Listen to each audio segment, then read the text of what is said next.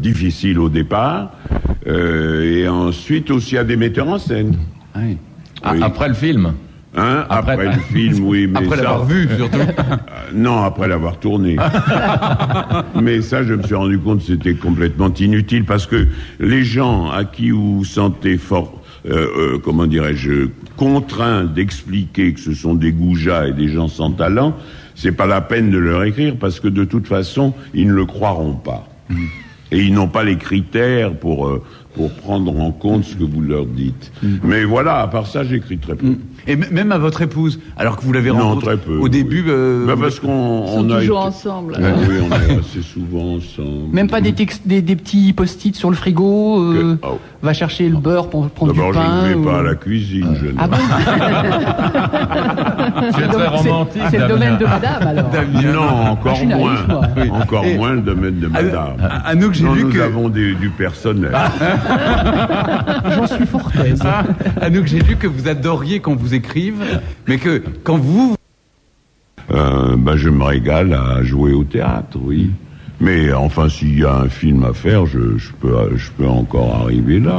Et ça vous avait manqué le théâtre? Parce que là, on sent... Non, il y a une pas côté du tout. jubilatoire. Ça m'avait pas manqué du tout, mais j'ai été ravi de retrouver, quoi. Oui. Et vous, Anouk, ce bonheur de jouer, on sent, vous êtes, c'est chez vous d'être sur les planches. C'est pas toujours chez moi, je dois dire, parce que j'ai fait beaucoup moins de théâtre que Philippe. Moi, je viens du cinéma. Mais Alexa, oui, Alexa, on est très copines, Alexa et moi. On est complices. Je me sens bien avec elle. Ça, Il y a c'est vrai. des points communs, il y a aussi des... Sûrement. Sûrement, je veux dire. Non, mais certainement, je ne sais plus où. Il était perdu, mais là, il a chu.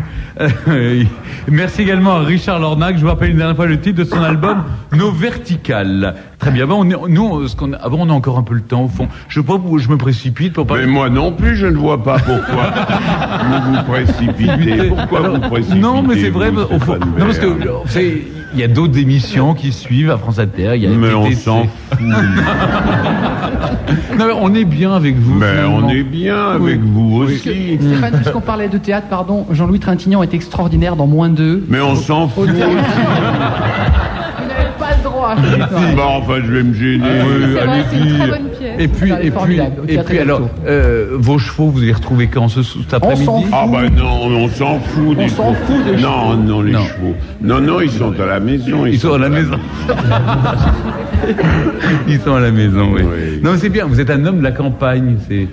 Oui, mais là, comme je fais du théâtre depuis plusieurs années, j'ai beaucoup moins l'occasion d'y aller et je monte beaucoup moins. Je ne sais même pas si je remonterai à cheval un jour.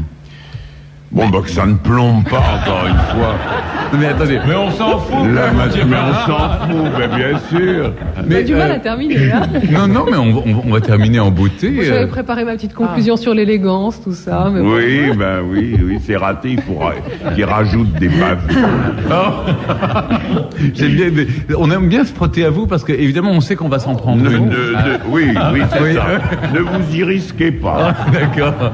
Bon, il me reste plus qu'à vous remercier les uns les autres. J'avais promis de vous donner la liste des invités la semaine prochaine. On s'en fout. Non.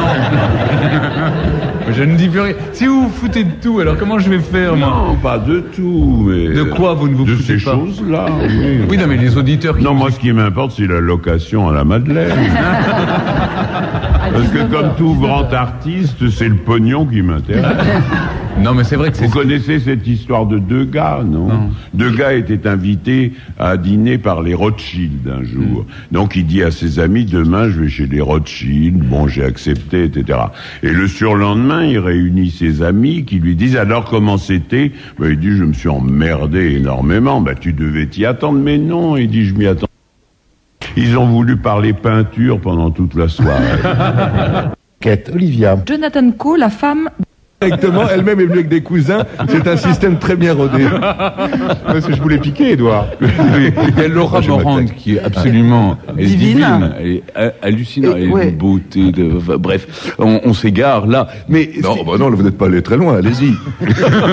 D'habitude, les émissions, ça commence là. Allez-y, allez beaucoup plus cru, Stéphane. Allez-y. Non, je n'ose pas. Là. Non, ce qui est incroyable, c'est qu'en fait, vous êtes amoureux de Ludivine, le personnage de qu'incarne Ludivine Sagnier. Et Monsieur Jourdain veut absolument donc la courtiser. Et donc, vous l'escroquez absolument en promettant de donner une lettre à votre douce amie. Oui, c'est un mélange de lèche-cul et de profiteur, un rôle très difficile pour moi. Oui.